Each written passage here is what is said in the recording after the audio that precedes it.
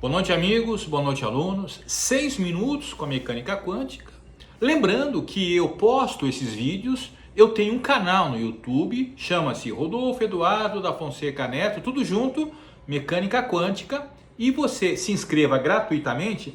E se eu tiver 100 pessoas seguindo os meus vídeos, eu poderei então começar a fazer sorteios de livros, camisetas da mecânica quântica para os inscritos.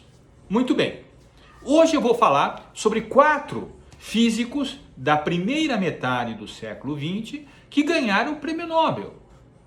Eu vou falar de um francês, de um alemão, de um austríaco e de um inglês. Olha que seleção europeia, excelente. Bom, vamos começar.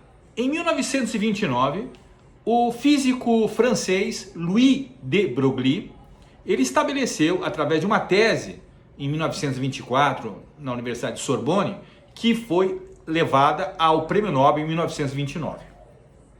Essa tese, que levou o Nobel, era sobre a dualidade partícula-onda.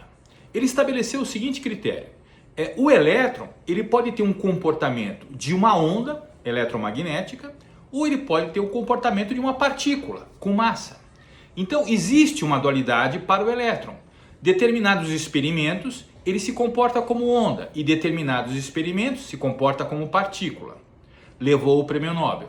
A equação é muito simples e elegante, claro, simplificada e sintetizada, né? Seja o comprimento de onda lambda igual a constante de Planck H, que é a constante 6,62 vezes 10 elevado a menos 27 erg vezes segundo, ou no sistema internacional 6,62 vezes 10 elevado a menos 34 joule vezes segundo, dividido pelo momento do elétron, que é a massa dele vezes a sua velocidade v. A velocidade do elétron é um pouco abaixo da velocidade da luz. A velocidade da luz é 3 vezes 10 a oitava metros por segundo, a do elétron é 3 vezes 10 a sétima metros por segundo. E a sua massa, 10 elevado a menos 28 do grama, ou 10 a menos 27,9 do grama. Aí estava estabelecido a equação da dualidade partícula-onda de de Broglie, Nobel em 29. Em 1932, 3 anos depois, então, 30, 31, 32, em 32, Werner Karl Heisenberg, um físico alemão, baseando-se também no trabalho de de Broglie, ele estabeleceu o princípio de Heisenberg, que é o princípio da incerteza. Ou se determina a posição do elétron no átomo, ou se determina a sua velocidade no átomo. Não se pode determinar as duas coisas na mecânica quântica ao mesmo tempo. Heisenberg levou o prêmio Nobel em física em 1932. Essa equação de Heisenberg, também de forma simplificada e sintética, ela diz mais ou menos o seguinte: seja ΔX o comprimento de onda ou a incerteza, vezes ΔP, onde ΔP é o momentum com N no final do elétron. O que é momentum? É a massa vezes a velocidade do elétron. Então, a incerteza, a posição vezes o momento do elétron é igual a constante de Planck, que eu acabei de citar, dividido por 2, que pode ser essa relação inversa, momento vezes incerteza, tem que ser maior ou igual que H sobre 2, que é a constante de Planck. Essa é a equação, claro, básica e definida sinteticamente, que levou o prêmio Nobel em física de Karl Heisenberg. Apenas um detalhe: desses 4 que eu estou citando, ele foi o mais novo de idade a ganhar um prêmio Nobel em física. Ele ganhou o prêmio Nobel com 30 anos de idade.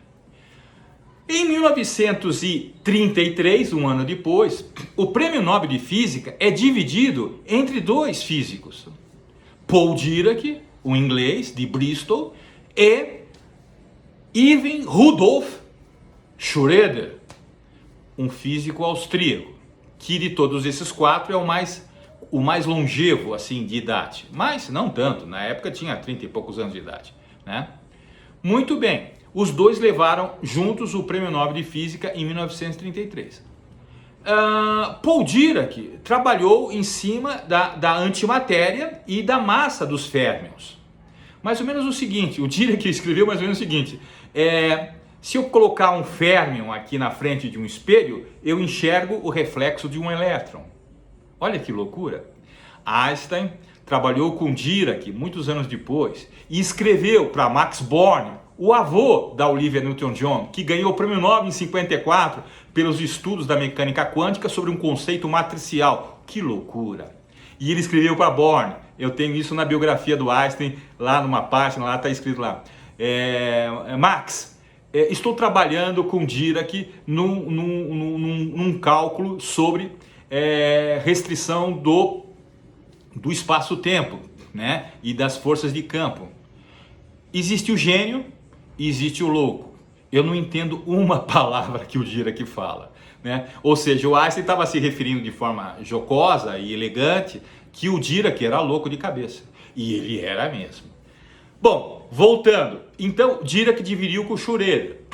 Rudolf Schrödinger escreveu a equação matemática que determina que a densidade eletrônica é determinada numa equação nodal, ou seja, a máxima probabilidade que existe um elétron, então chama-se densidade eletrônica, aonde está a densidade do elétron, onde está o elétron, é a máxima probabilidade de encontrar o elétron, então ele define o que é um orbital. O orbital é a máxima probabilidade de encontrar o elétron no átomo, né? Πc².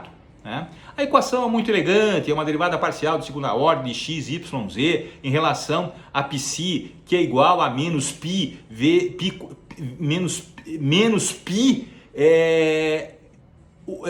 8π², né, vezes o potencial do elétron dividido pela constante de Planck ao quadrado, vezes a função de onda, vezes a função do tempo. É elegante essa equação, eu fico até excitado de discutir essa equação e pensar nela, né? De toda forma, todos esses personagens fizeram importantes trabalhos na primeira metade do século XX. De Broglie, Erwin Schrödinger, Heisenberg e Dirac. Grandes físicos teóricos da mecânica quântica na metade do século XX. Boa noite, boa sorte.